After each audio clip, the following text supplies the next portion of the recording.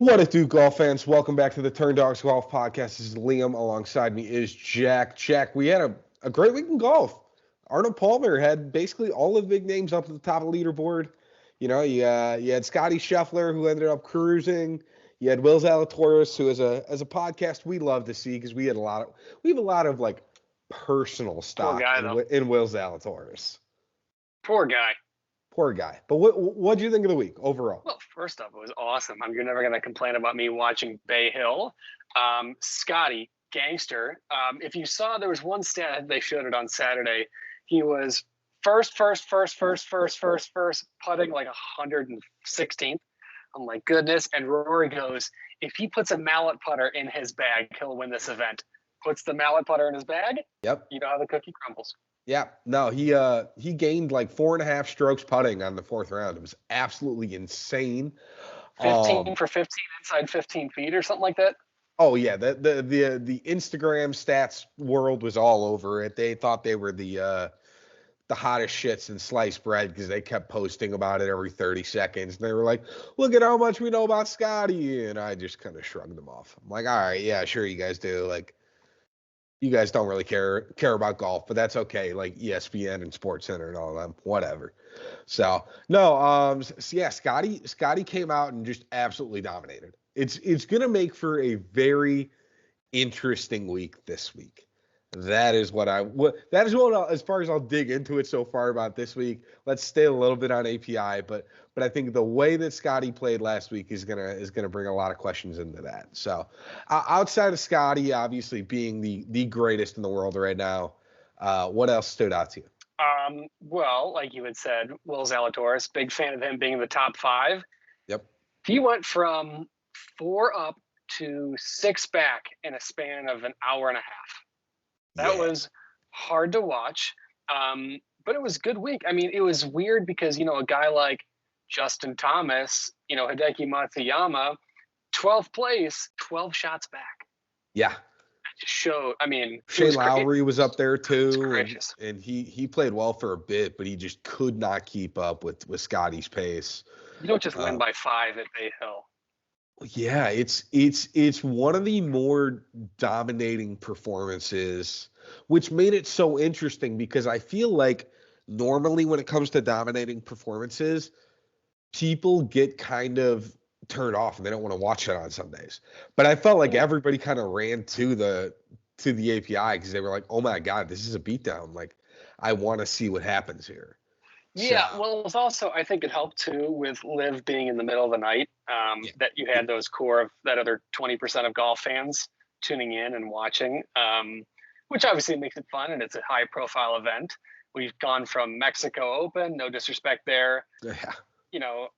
I'm calling it the Honda Classic, but it's if you're the a casual PGA fan, National. It's PGA National. Yeah, PGA National. If you were a casual fan and you were just clicking through the remote, you're not turning on Cognizant Classic. You think that's Corn Ferry. Or not Corn Ferry anymore. You know what I'm trying to say. Might as well. No, it is Corn Ferry. Yeah. I don't know what I was thinking. But API and then the 5th major coming up, you're turning in for this. Even though, I don't know, there's a whole debate on if it's the 5th major anymore. Yeah, I mean, the way that the masses of great golfers are playing this week, you could consider it, and I'd be okay with it. But Taylor Gooch is not in the field. Oh, I know. No Taylor Gooch, so it just doesn't matter.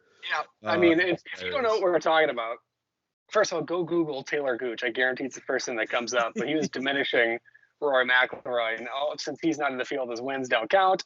All of Taylor Gooch's wins, Rory McIlroy wasn't in, so that doesn't count.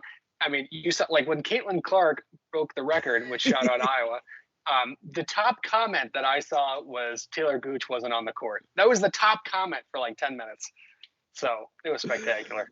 It was the amount of memes that are going to be created because of Taylor Gooch's comment on that is going to be, it's going to go on for like 10 years. Like that's, and the thing is, he's not even wrong though. It's the fact that it's just the way he said it was terrible. Yes. Worst way he could have said. He should have said, I love Rory McIlroy. I love what he stands for. He's a hell of a golfer. But I think when you take a look at the record books, some of the best players in the world are over here. And I think moving forward, the big ones are going to be the majors. He could have said it like that. He needs the PR guy at Live is not happy. No, well, I mean, maybe he is happy because I'm sure this is getting extra publicity for Taylor Gooch, and he is on Live. Publicity is good publicity. But I guess if you're Live Golf, that's true. Yeah. All right, well, let's kind of cruise along. Again, only 70 guys ended up playing in the field. In reality, I think 12 to 15 ended up missing the cut, which included some people that we know. Let's go through DraftKings and FanDuel. We'll kind of discuss some of those guys and some of the people that struggled.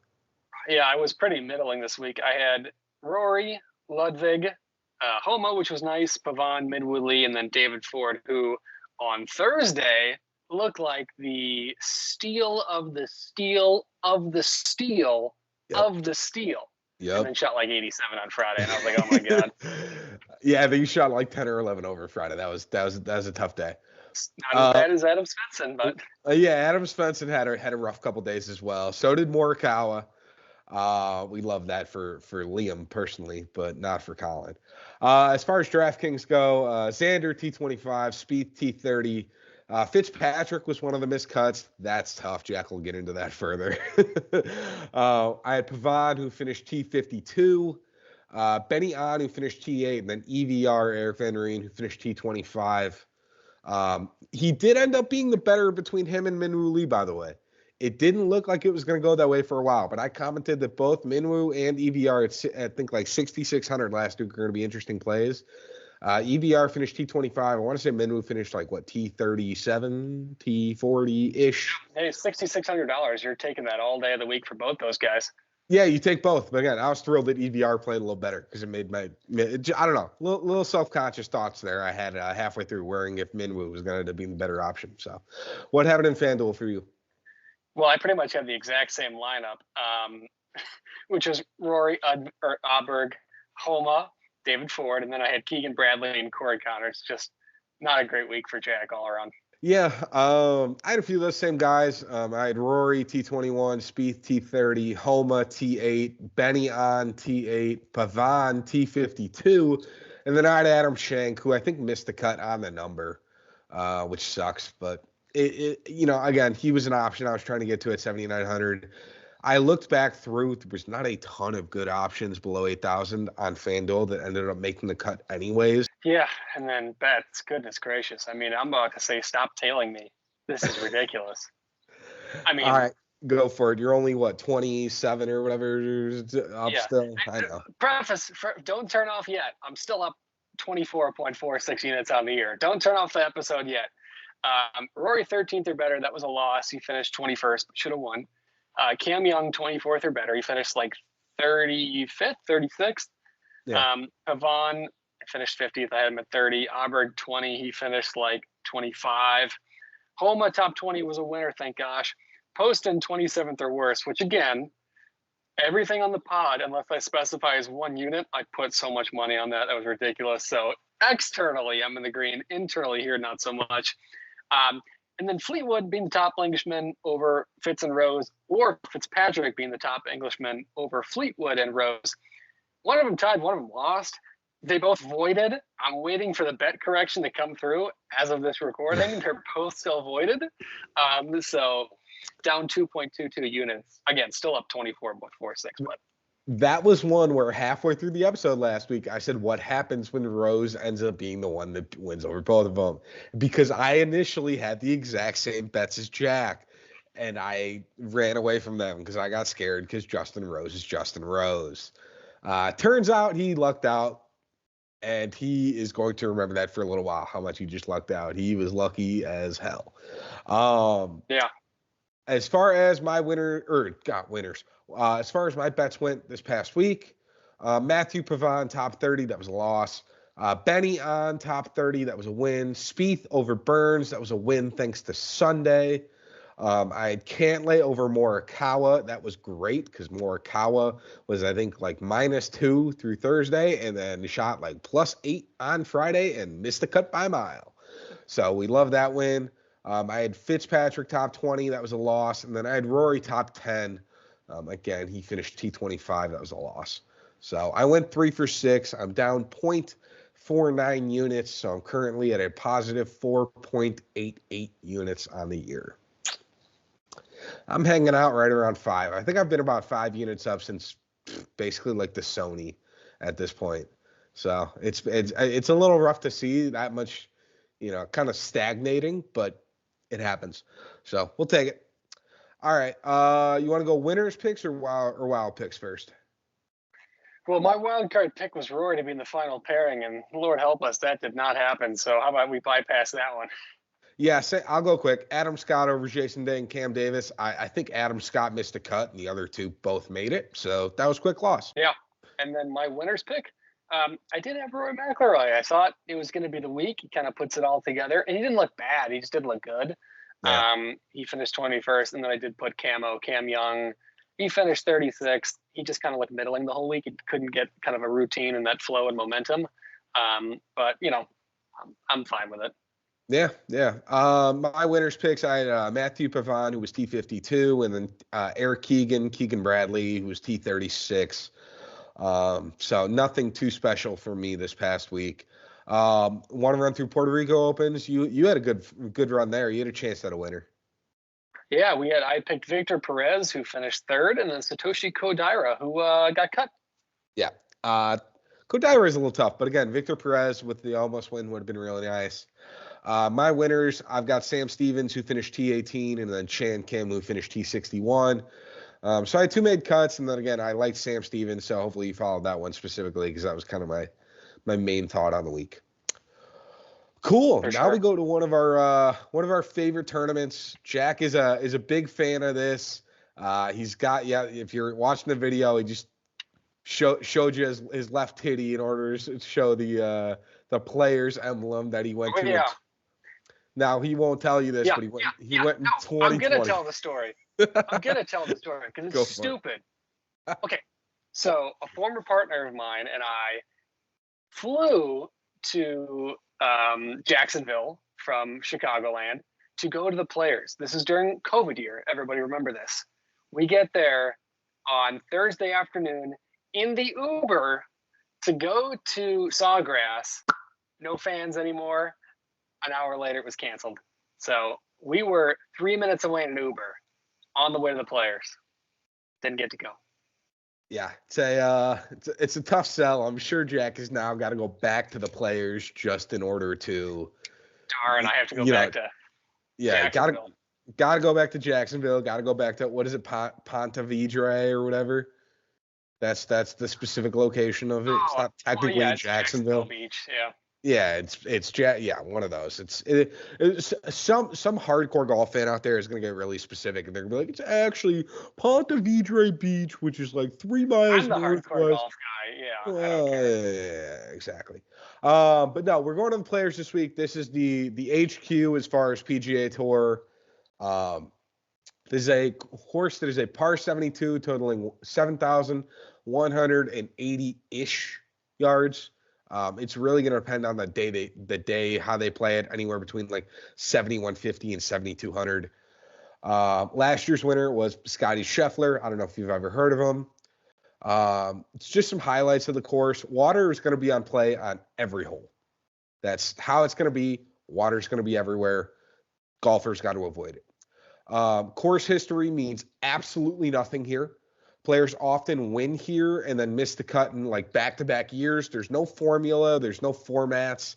Usually I like to kind of include that in if it's as like a bonus or as a potential, main factor. It's going to mean absolutely nothing this week. Even though Scottie won last week, it doesn't necessarily mean anything this year. Now, again, Scottie's a special case because he's one of the best golfers on tour still. So I've got a feeling people will still like him this week, but just because you play well here doesn't mean anything else. One of the things to look into, though, is recent form. The past 8 winners here outside of Siwoo Kim all had 3+ top 20 finishes in their last 6 starts. That's really one of the biggest things I've seen in my research outside of good approach play and off the tee play. Which are kind of needed in a lot of places. This is the 3rd most penile golf course to miss the to miss a hard time getting through that. Yes, I needed to make sure I enunciated properly on that one. But this is the 3rd most fill in the blank golf course as far as missing the fairway in 2023, and the sixth most, fill in the blank, for hitting the rough in 2023. One of the important things to note here in my research, again, recent history is important. Off the tee play is important. Distance is great, but also just accuracy off the tee is great. The rough on this course is extremely long and difficult to get out of. So if you find yourself scrambling, it's going to be extremely difficult to do that consistently and not make, bogey or double bogey, which is just going to force you to miss the cut. The cut here is probably going to range somewhere in the realm of 2 over to 4 over, maybe 1 over, depending on how people play, but expected to be over par. Probably right around there, yeah. Yeah. All right. That's it for me as far as course statistics. Anything else for you, Jack, or are we going right into the DraftKings lineups? Go right into DraftKings. I mean, I'm so excited I could care less about course history and course model. If you don't know freaking TPC Sawgrass, I guess this would be a really good spot to actually learn more about it. Now that I think about it a little better. But Google, it's beautiful. All you need to do is know that ESPN Plus is going to show featured hole 17th. My goodness, is it beautiful when it's in tournament play. Maybe see a hole-in-one, probably not till Sunday when they leave the pin, but tune into that. Other way of the course is beautiful, but 17 is the one to watch. Yeah. I'll say one more thing. Keep an eye out for the weather this week. The weather's been a pretty big factor here outside of obviously the COVID year. So you're going to get probably high winds, at least at some points. This is going to be all similar to again, the same thing you saw at PGA National, same thing you saw at oh my God, what did we just play last week? Arnold Palmer. It's going to be similar concepts. We're still in Florida. The weather's still going to be absolutely crazy, and there's still probably going to be rain and or wind that will affect the forecast in some capacity. All right, let's go through here. Are we just thinking of grouping the first 6 guys kind of all together? That works for me, yeah. So for anybody, again, we're doing DraftKings rankings. Scottie, Rory, Xander, JT, Cantlay, and Hovland. Let me just say. Go for it. I'm just going to say one guy, and then you fill in the rest. This might be the only time that I say a guy that's almost 13,000 in DraftKings is worth it. Yeah. No, again, last 5 starts for Scottie. First, T10, T3, T6, T17. He finished 5th in the field at API in putting. He really kind of passes the eye test and the history test. I think he's worth any of the money. In my head, I had him listed at 13,000. So 12.8 is about right where I anticipated. I get it if you see the number and you can't get to it. I also think because of the fact they put everybody down to 5,000 this week, you can still get to him. If the min price was 6,000, I agree. It would have been really hard to make it fit. But because it goes down to 5,000 this week, I think there is still opportunities to get Scottie into your lineup at 12.8. I'm going to go right along to Rory. He's missed the cut here in 2021 and 2023. He finished 33rd in 2022. It's not a deal breaker again, but he just hasn't been the same kind of golfer that we've come to expect. He's lost strokes on approach on 3 of his 4 starts to begin the PGA Tour this season. I think he'll make the cut. I just don't think he's worth the 11,600. That's basically where I'm getting to. At that point, then go up to Scottie. I'll talk about JT as well. He's an elite ball striker outside of really the fluke week that he had at the Genesis. If you don't go with Scottie, I think JT's probably your best option. Probably number 2. Yeah, 10-6. He's probably just the best option to my eyes. He's gained off the tee and on approach every week so far this year, except for the Genesis, basically former since winner. the century. And he is a former winner as well, which again, the history here isn't everything, but it's nice that he's won here in the past. He knows what to get into. Victor Hovland, right? He's in here. Yeah, 10,100. He ranks 173rd in strokes gained around the green and 144th in scrambling percentage. Again, I talked about that scrambling percentage being kind of important. He's also lost around the green in 4 straight, and he switched his swing coach to start the year. Since then, he hasn't been playing, peak Victor Hovland golf. I would just avoid him this week. That's all I'm saying.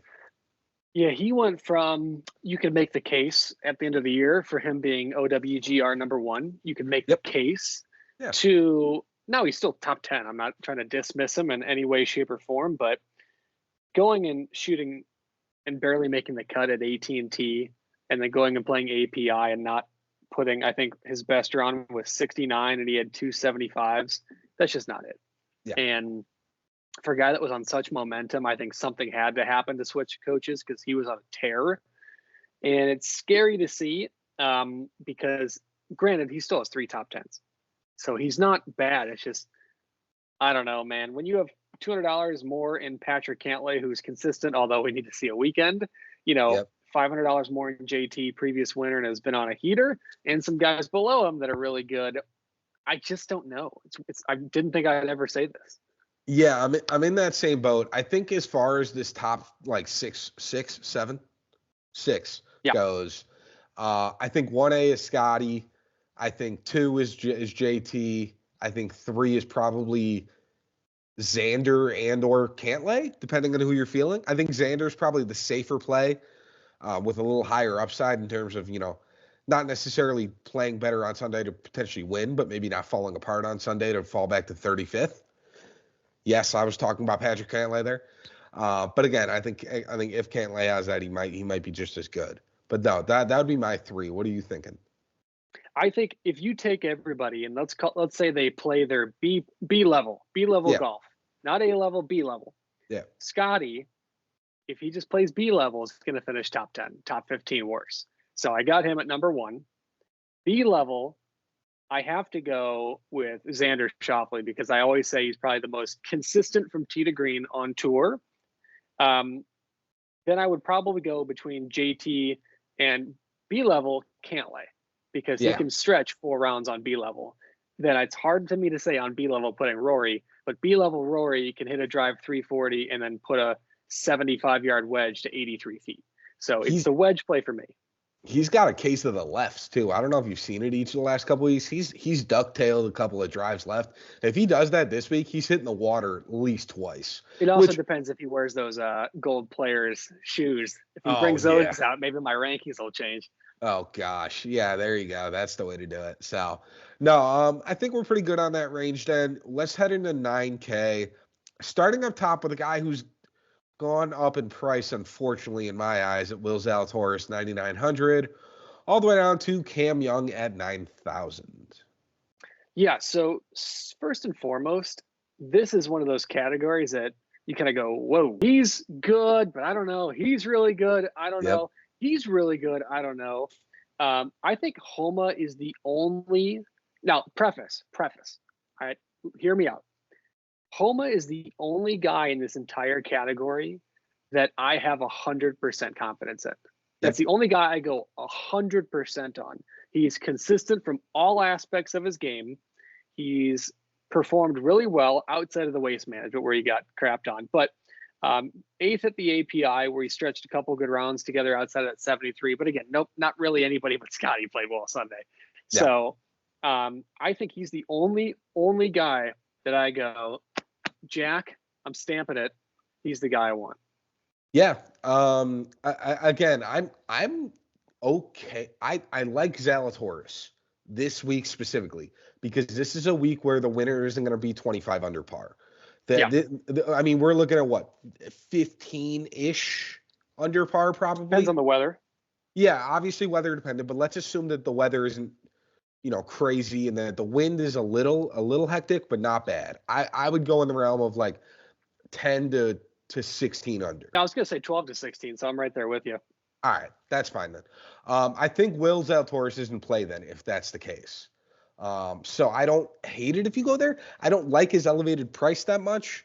I wish he was lower, personally. I think I probably would have gotten to him had that been the case, but he's just above too many consistently great golfers for me to probably get to him this week. I agree with you on Homa. I think he's going to be a sneaky play. I don't think a ton of people will get to him at 9,600. He's on spectacular form. He's been positive on approach and ball striking every week out of waste management. And then I had Genesis. I don't think it's the Genesis. Would that have been Pebble Beach? Because I think he was on the wrong side of the weather then too. He was on the wrong side of AT&T and waste management. So those are his last 2 bad starts, if I remember. Yeah, that's Because what it was. Genesis, he played well. he I think finished he was top like 20. Yeah. Yeah. I think I wrote Genesis just going through it. So again, I think Homa is a great option as well. Colin Morikawa still ranks 100th in strokes gained around the green and 135th in strokes gained putting. So he sucks. I would avoid him. Don't do it until he plays better. I'm going to talk about Ludwig Aberg or Aubert because he seems to be a popular option. Last 5 starts, T25, T19, second, T9, and T30.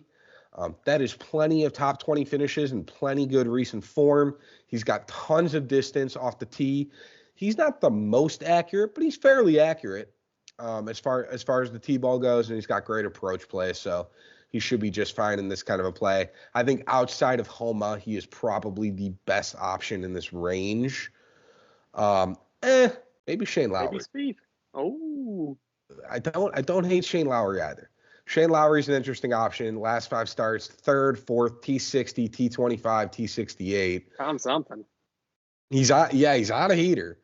He's not really long, like he's not a long ball hitter by any means, but he's got one of the straightest drives on tour. Like the guy just hits so many fairways.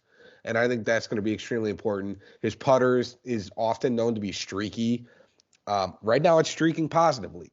So it's a good sign. So I think Shane Lowry, I think any of those 3 guys are probably one of my options in this range. Yeah, I think like we said, Homa, I think is number 1. For me, Aberg, I'll say Aberg, it's like Aubert or something. All the Ryder Cup guys are joking around. Aberg, I think Aberg and Spieth are my 2A, 2B. Okay. Aberg is definitely so consistent. He's played so well in this campaign that he's on that it's hard to ignore him.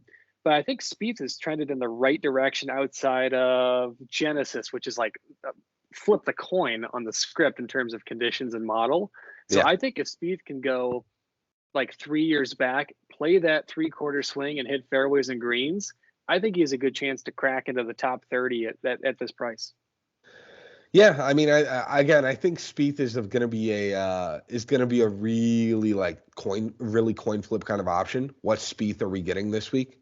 That's the hard thing about this whole category, though. That's my thing.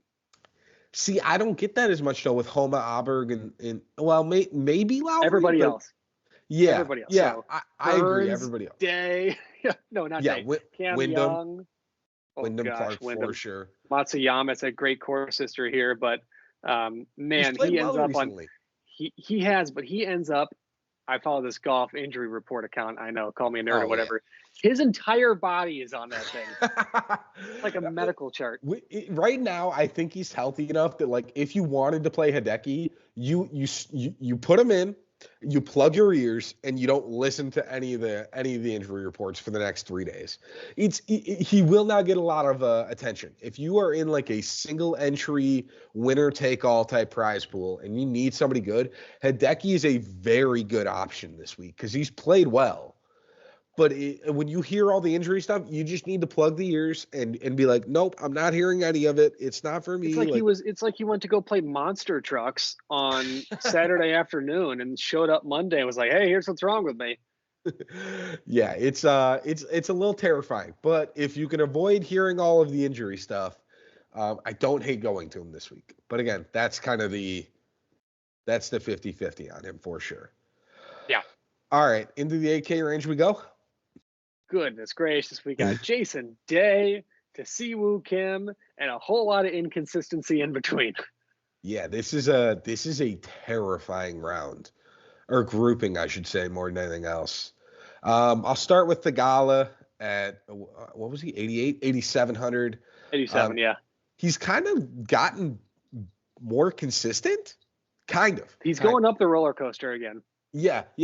But he's done it consistently now for like 9 or 10 weeks. Like even his dips now are not better, but like they're less dippy than they were.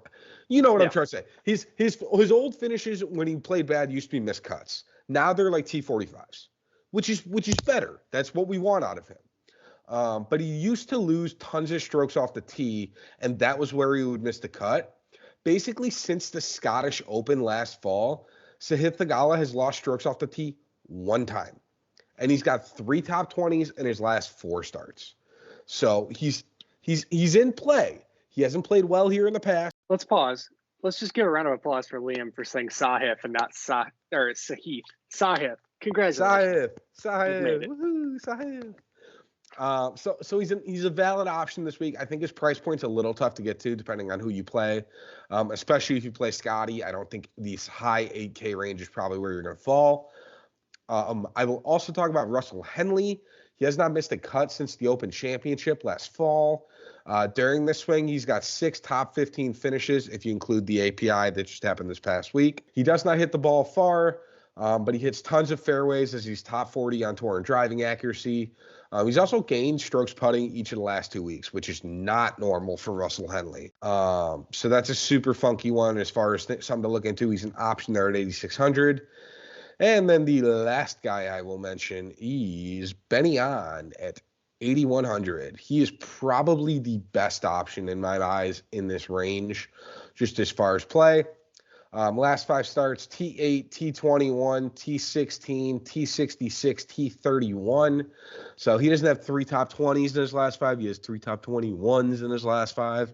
I will accept it. That is fine. But something to note, he has been the 3rd best player on the PGA Tour in signature events so far to start this year, which if you think about is got to be a really weird stat. But the only person he has finished worse than in terms of strokes gained, again, right now it's 15 rounds because the Pebble Beach only was 3 rounds as opposed to the 4 it should have been. The only golfers he's worse than in a strokes gained category at all is Scottie Scheffler. Matt checks out. Guy's best on tour. Patrick Cantlay, probably top 5 on tour. Maybe if you're weird about it, top 10. I won't question it. But I'd say he's top 5. So Benny On is top 5 on Thursday, Fridays. Well, exactly. So Benny On is the 3rd best player with 2 guys who are probably top 5 on tour in signature events so far this year. This is not a signature event, but it plays like one with the amount of talent we have this week. So I'm very comfortable going back to Benny On. He has not played well here in the past. I do not care. Well, that is a statement that you don't often hear from Liam, so take that with a grain of salt. This 8K range is definitely scary because you have a guy like Jason Day who loves this place, but the second you think Jason Day's back, he goes right back into the tumbleweeds, and we're seeing that climb out of Jason Day. Not saying not to play him, but I'm not saying to play him.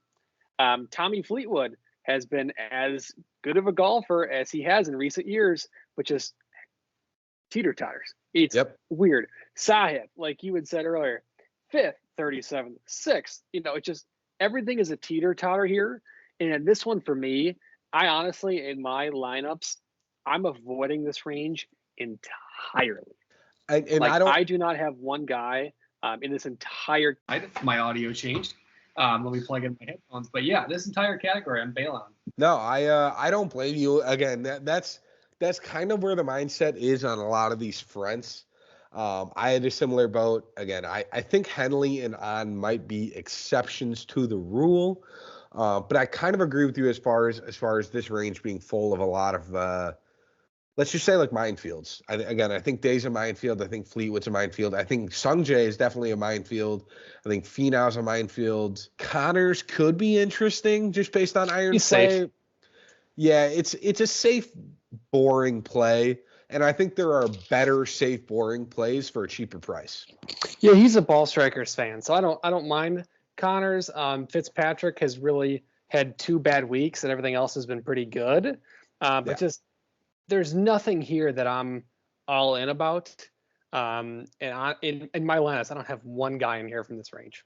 Yeah, and that's fair. Again, I have one just because of the way it kind of fell for me. But yeah, it's interesting for sure.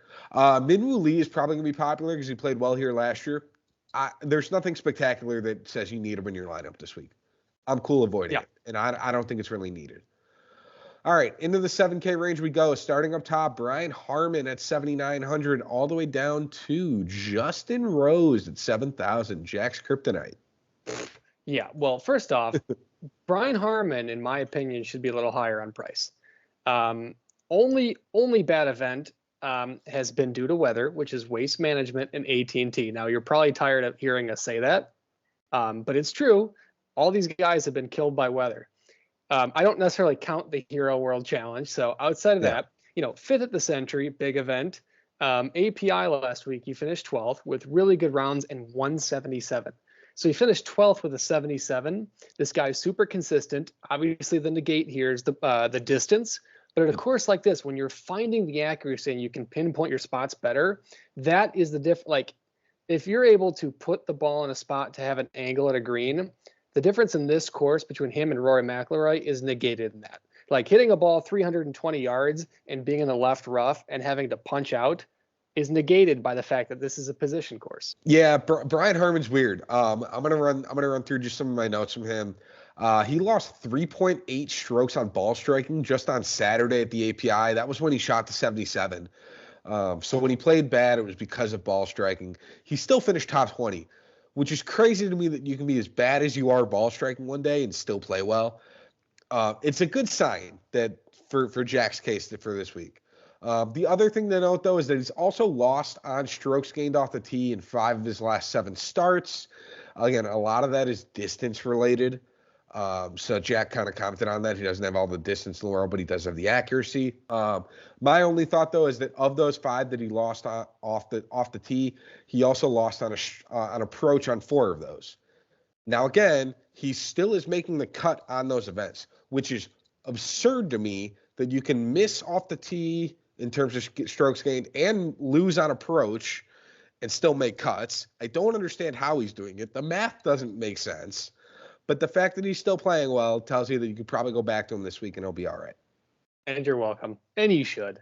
Another guy, Bez, questionable, looking at his last couple starts and a couple back in February, late January.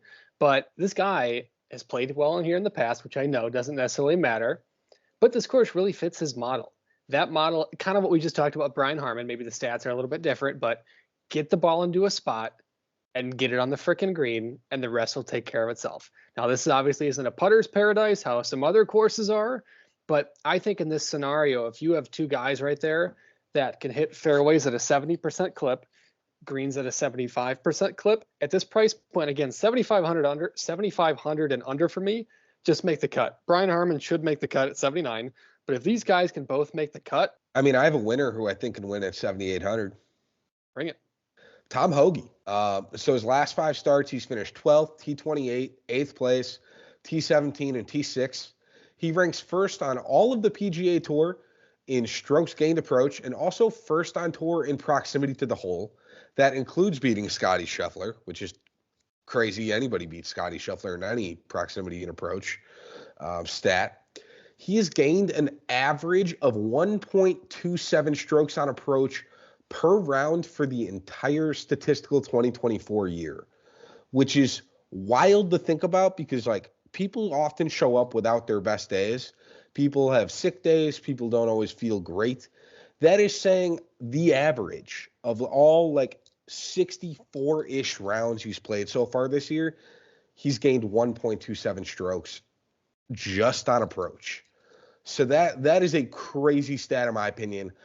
I think if his putter has any cooperation with him this week, he could probably finish top 10. I think that's kind of what we're looking at as far as Tom Hoge. He's got that kind of upside.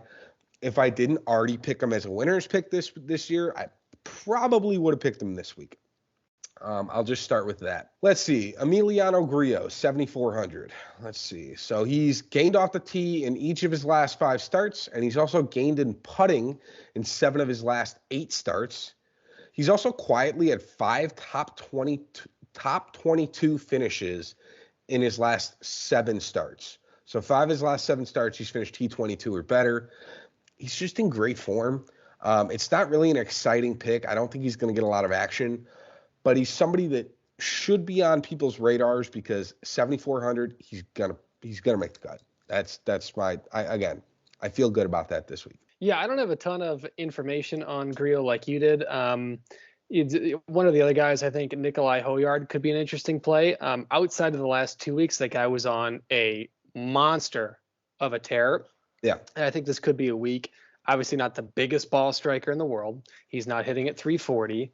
But I do think at 7,100, he's just been really, really good outside of his last two performances, and that could be due to playing golf basically every single week. Having a week off and then coming back fresh at a course like this, it could pay off. So at 7,100 for that guy, you could take advantage of that in some of your DFS if it's a one and done or whatever the case might be. Yeah, he's an interesting play. I don't know if he's my first, if he probably hits my top 3 in this range. I do think Eric Van Rooyen 7,300, just based on recent form. He's got T25 second place, T8, T74, T20, so he fits that 3 top 20s in his last 5 starts, which is great. So I think he's a valuable option if you want to get to him at 7,300.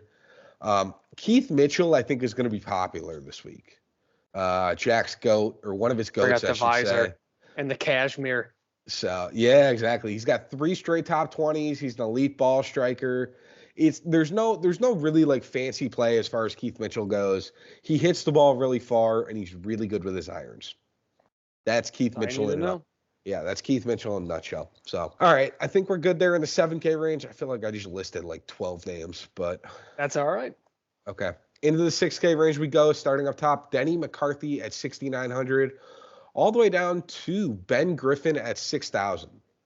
Pause. Why the heck is Matthew Pavon in the 6K range when he's number 1 in like 6 categories in the PGA Tour? What, he had one bad week? Come on, guys. He's a rookie who finished T52. They didn't know what they were doing. Guys, admittedly, this screams in my head trap play. Yep, and I'm falling for it. The same way Eric Cole was a trap play at PGA National, this screams trap play Matthew Pavon. I don't know why. I'm the Dumbo falling for it. Jack's falling for it. I'm intrigued by it. I haven't fallen for it yet, but it's raising yellow flags for me, and I want to get to it. But he is probably the most mispriced person in this field. Yeah, Jack agrees, and he's nodding along. I mean, what could he have been? What, 8,000? Yeah, are you kidding me? Just checking. I'm seeing where your brain's at. Let's put it this way. JT Poston, who has gone 55th, 66th, 74th in 3 of his last 4 events, is 7,700. And a guy that's number 1 on the PGA Tour in like 6 categories, and well, with Scottie's win, probably not first in FedEx Cup anymore, but was FedEx Cup number 1 up until this week, or maybe still is. Some of that's skewed with the win, but yes, I understand what you're going for. He hasn't played that much. Some of that also skews it, but I understand where you're going from. All right, I get it. I'm going to talk about somebody else just above him, Doug Gim, 6,800, the Gim Reaper, as he's commonly referred to as on this podcast. Gim Reaper has 4 consecutive top 20 finishes, including a T16 2 weeks ago at PGA National. Add that to a T6 at this event 2 years ago, and a current ranking of 12th in strokes gained approach. It all kind of makes sense. Is he super long off the tee? No. Is he fairly accurate off the tee? Yes. Am I comfortable going to him at 6,800, and is he probably going to make a cut? Yeah, I'm cool with it. So that's a pretty good number for me as far as Gim goes at 68. Let's see. Who else? Ryo Hisasune, 6,200. Again, if you watched last week or whatever, he's middle. He's like PGA Tour average on like every single category from top to bottom. It's one of the wildest things I've ever seen. At 6,200, first of all, this guy is going to be he's going to be one of those guys in the next 5 years that you continue to see him continue on the rise. So I'm buying low in Ryo Hisasune this week. And if he can just, all he has to do, again, make a cut, $7,500, make a cut. Yep. But this is one of those events that being average pays off in a lot of ways, which I know sounds weird, but you don't have to be number 1 in a category to excel here. I mean, what kind of a career path are we looking at here for Hisasune? Are we talking like Siwoo Kim light kind of deals, or? Well, I mean, let's be honest. This guy's young. He's young. Young. Like barely 21 kind of deal, like can barely drink legally. Well, he's international, so those rules are different. But I think while you talk about your guy, let me confirm. I'm pretty sure he's right around 21. Okay. I'm going to talk about Andrew Novak at 21. 21? That makes sense. Okay. Andrew Novak, 6,400. This is an interesting play because nobody sits there and screams, yes, Mr. Andrew Novak. I know you so well. Unless you're Jack, nobody really knows who Andrew Novak is. Andrew Novak has 3 straight top 9 finishes and got snubbed to basically play in the API last week. Now he goes to the PGA headquarters with more or less a chip on his shoulder. Could be dangerous this week with basically how his ball striking has been going, which has been improving each of the last 5 weeks. So it's an interesting play, 6,400. You're anticipating a made cut out of him. Again, if you see him on DraftKings, it shows 6 out of 12 on cuts. It doesn't show that he's actually made 4 of his last 5. So little different than how the year started, for sure. This category is one of those places that you have to kind of pick and choose who you're going with. Yep. Because you may see Ryan Fox and go, holy crap, this guy is, at one point top 25 in the world. You take a look at his stats, 35th last week, 97 at Mexico, 41 waste management, 100 farmers. You got to find your needle in a haystack here because there's a lot of poison in some of these glasses. Yeah, I again, the important part that we need to look at in this range is recent form. Like Glover is sucked on putting ever since he won back-to-back. He won at the Wyndham, and then oh my God, what's his first tournament in the playoffs? Who are you talking about? Lucas Glover. He won at Wyndham, and then what was the first tournament to the playoffs where he won back-to-back? It's not BMW, but what's the other one? Oh my gosh! Why I can see the logo. I know. I mean, the point being. You guys look at the point. I'm sure Jack will look it up at some point. My good Lord. I know. I'm struggling with it too. He gained 5 strokes putting each of those weeks, and then has proceeded to lose at least 2 strokes putting every week since. The guy has not found a putter since those 2 weeks. It doesn't make any sense to me, but he is just not on a good path at 6,300. I would avoid it strongly this week. FedEx, goodness gracious. Oh, FedEx, yeah, that's right. It's literally the sponsor, and I forgot about it. Hey, I was in the same boat. I pulled Wyndham, but not FedEx. Dude, I don't know what I kept going is I'm like, because I forgot number one, they moved it to 3 events. So I'm like, what's the one in Boston? But it's not Boston. I was in my head because they removed one. I forgot about that. I kept going through. I was like 3M. I was like, then Rocket Mortgage, then Wyndham. And I was like, how do I know all these other ones are not the first week? You're right. It's literally FedEx. It's the title sponsor. That's funny. All right. Into the 5K range we go. Right. Unless there's anybody else in 6K you like specifically, but yeah. Again, yeah. Oh no, okay. Gosh, no. I have 2 guys in the 5K range I like though. Okay. Yeah, 6K range. Again, you just got to look closely. Recent form is going to be super important there. 5K range, Webb Simpson at 5,900, all the way down to the Stone Min at Ben Taylor at 5,000. Yeah, so 2 guys. Number 1, Taylor Moore. Made every cut this year, has a couple top 40 performances. Actually, 4 of them. No, yeah, 4 of them. He has not played bad. Any stretch of the word. He hasn't dominated by any means. He hasn't finished 5th. But 5,900 for a guy that's 7 for 7 on cuts and has played Zozo, Sentry, Farmers, AT&T, Waste Management, Genesis, API. No, that's not, no offense, Mexico Open. That's not Mexico, Puerto Rico. That's not Corrales at Punta Cana. Like, these are A-tier level plays. This guy's 7 for 7 on those. I like it. And then get ready for this one. Ben Silverman, 5,500. 2 top 20s at his last 3 performances.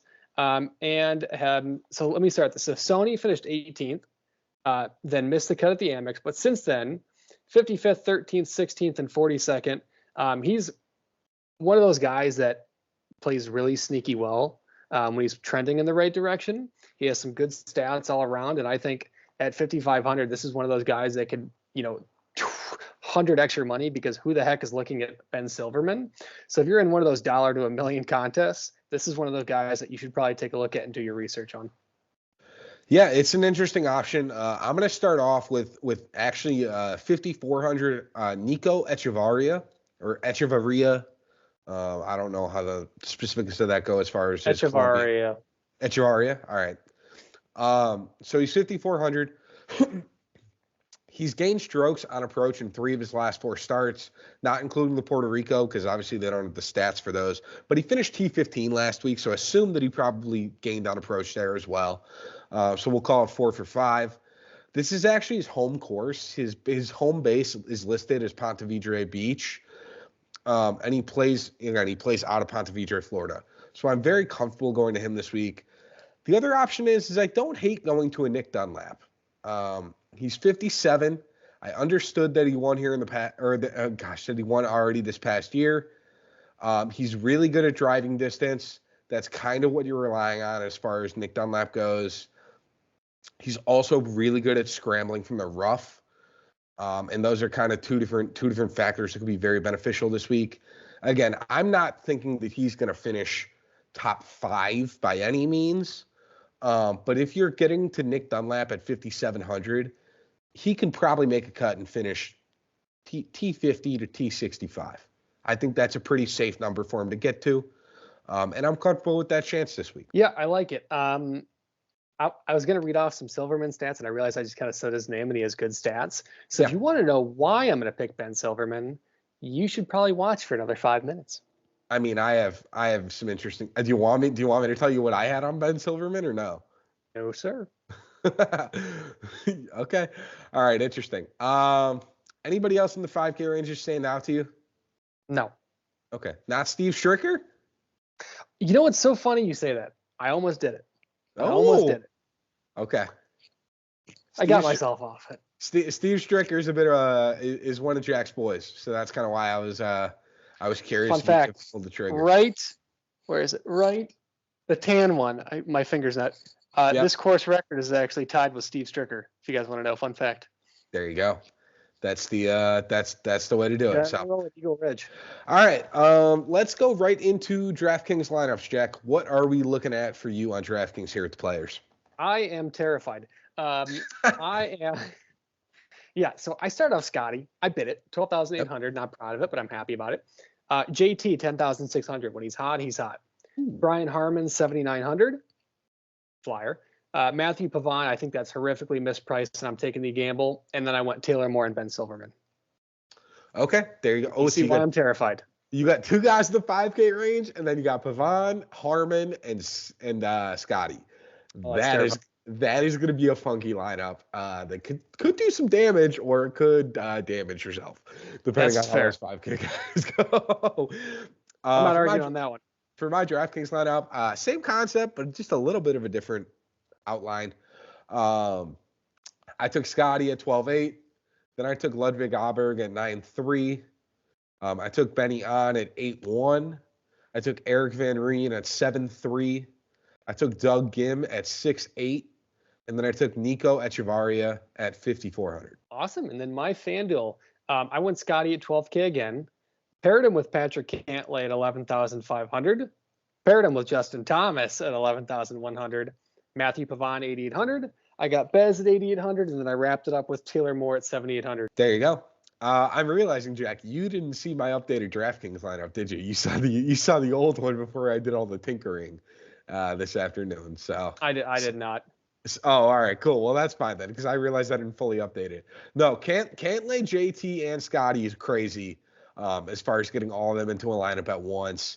Pavon as a 4th one should be great. I hope Bez plays well as personally, so I'm game for that. And then Taylor Moore is going to be an interesting one for you. I'm curious how that works out. As long as he makes a cut, baby. That is true. For my FanDuel, I'm going Scottie Scheffler 12,000, Xander at 11.8, Ludwig Aberg at 10.8, Shane Lowry at 9.9, Eric Van Reen at 8.4. And then Nick Dunlap at 7,000 Stone Mint. Dunlap. I don't know about that one. Everything else I like. It's, you know what? For 7,000, it's a chance I'm willing to take. It's all I'm saying. He's not that bad. He has won on tour so far once this year. Let's be clear. He also did just play an elevated event and make the cut over the likes of Morikawa and Fitzpatrick. So that's fair. So anybody who wants to sit there and trash talk Nick Dunlap, just remember he just made a cut in an elevated field. It's just scary. And half the guys in the top 6. All I'm saying, it's scary. I'm not trying to diss him. I'm just saying it's scary. I agree. It's not. Trust me. If I had the choice, I would have gotten above him at 7,000. but I only had 7,000 left. And in all honesty, especially on FanDuel, the names in the 7K range are ugly. Like it is not like that 5 and 6K range in DraftKings where you can find a couple, not even diamonds, but like potential stones that look like, worth turning over. No, we're looking at turds all over the 7K number on FanDuel. So if you're one of those, we respect you. Yeah, please let me know if you want to end up on the podcast. We'd be happy to have you. All right, let's head to bets. I got 9. I said screw 10. I'm going 9. Okay. Number 1. This is crazy to me. They took it. I placed this bet. I went back 5 minutes later to go look at other stuff because I got pulled into a meeting. Yeah. Matt Fitzpatrick to make the cut minus 200. One bad week. Come on. He's had a couple bad weeks. Yes, but it's not an issue. He's going to play that safety bullet. He's going to get it. He's not going to shoot 4 over for 2 rounds here. He did last week. No, confidence. This is what we're projecting. I get it. Again, I understand why they did what they did. I also understand that you are relying on the fact that Matthew Fitzpatrick is a top 20 to 25 player on tour. And he will know how to rebound. Now, is the players the spot to find format? I don't know. But you do it for 2 rounds and then you can F off. I don't give a yeah. You just need to make the cut, and I understand that's why you did. If you would have done top 40, I would have been scratching my head much more. But cut, I can understand. Then I'll go to my minuses because there's only a few of them. Okay. So then it's Rory top 30 at minus 200. Now I've bit the bullet at 10. I've bit the bullet at 13. I've bit the bullet at 20 for Rory. Now I'm going 30 and hoping this frickin' works. But listen, he's won here. I got a course history, but he's won here. He hasn't played bad. He just hasn't played great. And 30 should be a number he should hit. Otherwise, it's scary hour for Rory. Yep. Spieth top 40 at minus 150, which 40 odds for that is crazy. You could have given me that 30, and I would have been like, oh, that's not bad. But 40 is crazy. I had to take it because all he has to do is play okay, and I think he can finish top 40. Brian Harman, 49th or better at minus 120. I locked it in at 10 o'clock. I checked Players Market. It's at 41 right now. It's moved 8 spots. So people really like Brian Harman, and I love that. Brian Harman, double bet, being the top left-hander over Garrett Kigo and Robert McIntyre, 2 guys that could either beat him by 9 or lose by 26, and that's terrifying. Now here come the fun ones. So if you're looking for kind of doubling your money here, listen up. Matthew Pavon over Bo Hostler plus 100. Number 1 in like 6 categories on stats of the PGA Tour. Love Bo Hostler. Number like 100 in like 6 categories. It doesn't make sense to me, and it's a plus number. Rock it. Yep. Matthew Pavon double bet, top 40, plus 165. What are they seeing that I'm not? Whatever trap I'm falling into, they better hand me a rope to climb out because I'm going all in on that one. Rio Hisasune, top 40, plus 220. That one's scary. But again, he's middle on everything. Everything. He can do this. You just need his made cut odds, I think, personally, on that one. That would have been that's my preferred method. But I know they don't on Mondays. I know. Ben Silverman, top 40, not a wild card, plus 400. Oh, there you go. 13th on the PGA Tour in strokes gained total, 33rd tee to green, 50th off the tee, 25th around the green, 24th in overall putting, 12th in green and reg, and 37th in approaches from 175 to 200 yards. This guy is a monster. He's sneaky. He's a diamond in the rough, and he's number 2 in scrambling. So in a field that we're looking at, a 2 to 4 over, best case or worst case even par, scrambling numbers and bogey avoidance and strokes gained top 13 is going to be a number at plus 400 that when I saw those odds, I had to take it. I had to. You're going to laugh. This is what I wrote down on Ben Silverman. Not a long hitter, but extremely accurate off the tee, elite level scrambling, has played well so far early in the season. This is a high floor, low ceiling play. I put IMO, but in my opinion, he is great if you want a 6 guy that just needs to make the weekend. I don't know about top 40, But come Tuesday or Wednesday, if his main putting cut 100 odds units on it. No, I'm just kidding. on his main Unless cut it hits, odds, but I'm taking no. Well, he's not gonna have made cut odds. Gosh, no. really, They don't go out. No way. that would have been fun to check into. But no, that's funny. That's what I looked into in the Silverman, and I ended up being right there for you. So no, you have some terrifying ones. You are relying on golfers' top talents and not necessarily recent forms, which is a little worrying because that's not. Well, I've looked at recent form and I've lost. Yeah, but this is at the Players. It's a little different here. So Yeah. Fitzy scares me. Spieth is a little worrying, and then Harmon's always a hot mess express. You never know what you're getting. So for my bets, all right, I have 6. I'll start off with the minuses just like Jack did. I'm starting with Ludwig Aberg over Alex Noren and Vincent Norman at -138. Now, you can sit there and say Alex Noren could be an interesting one. I would agree with you. I think Alex Noren has a chance to beat Ludwig Aberg this week, but God knows Vincent Norman isn't going to. So I'm basically taking Ludwig Aberg in a head-to-head over Alex Noren at -138. That's how it comes out in my mind. So that's what I'm willing to take. My next one is going to be Christian Bezuidenhout over Ricky Fowler. This is even less of a Bez play than it is I'm avoiding Ricky Fowler until he does something play. He had, I think, one good week where he played at PGA National where he finished like T37. And that was like elite level Ricky Fowler play so far to start the year. So if that's our upside for Ricky Fowler, I can only imagine what a miscut looks like. So I'm comfortable taking a chance there. I understood Ricky's play. Unless he busts out that same outfit he wore when he won here.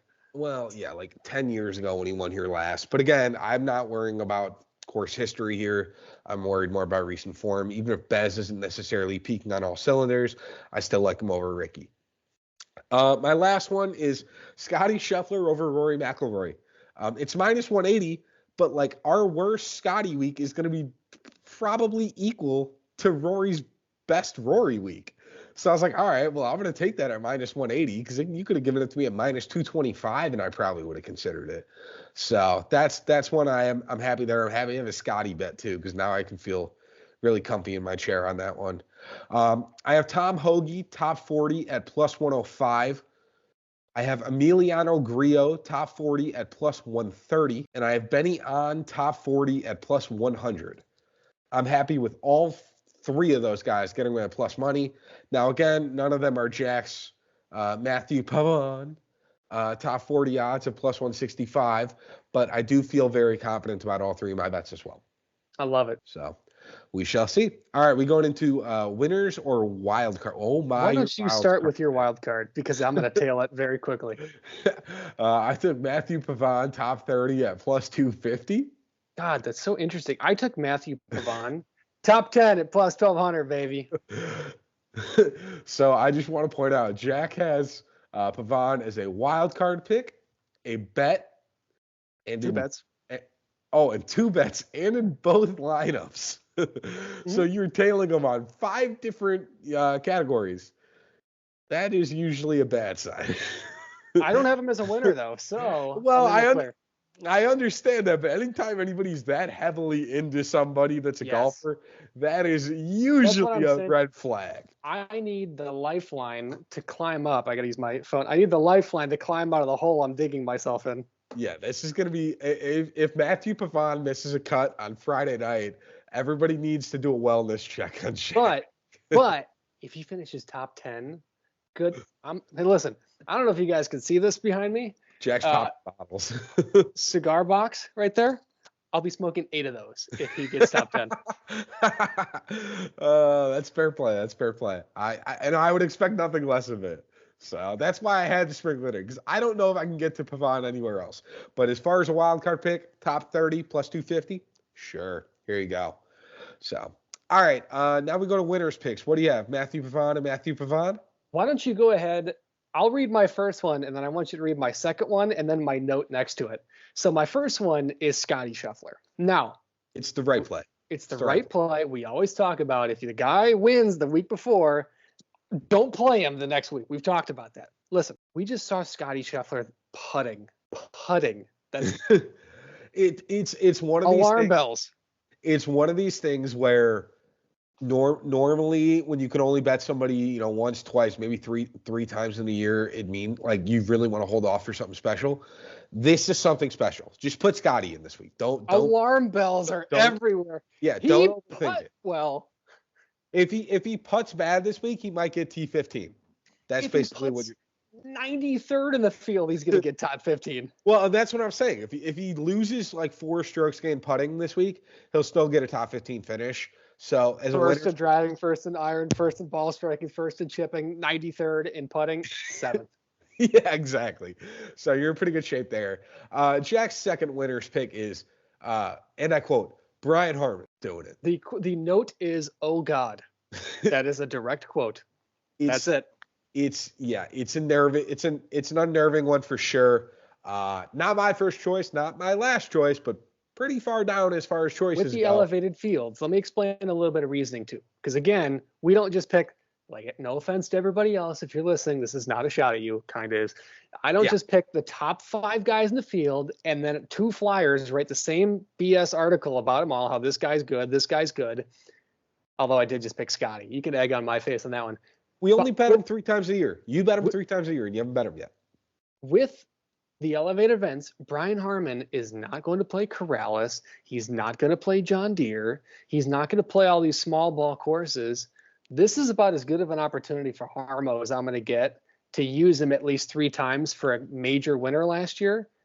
I had to do it. Again, we're picking guys like a Brian Harman. I looked at it because I was curious, Jack.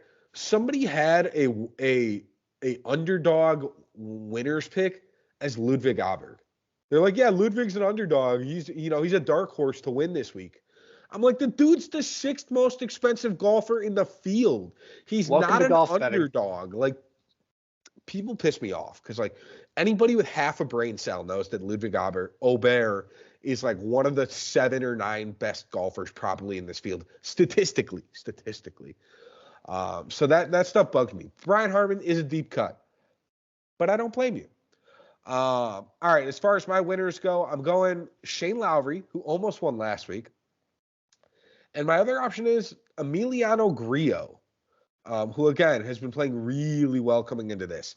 In a perfect world, if I could pick a golfer 3 times as opposed to the 1 time that I've been doing, I'm going Scottie Scheffler, I'm going Tom Hoge. But I've used Tom Hoge already. I'm honestly probably saving Scottie for either the Masters or, one of the 4 majors, probably more than likely than not, or the Tour Championship, if it comes to that.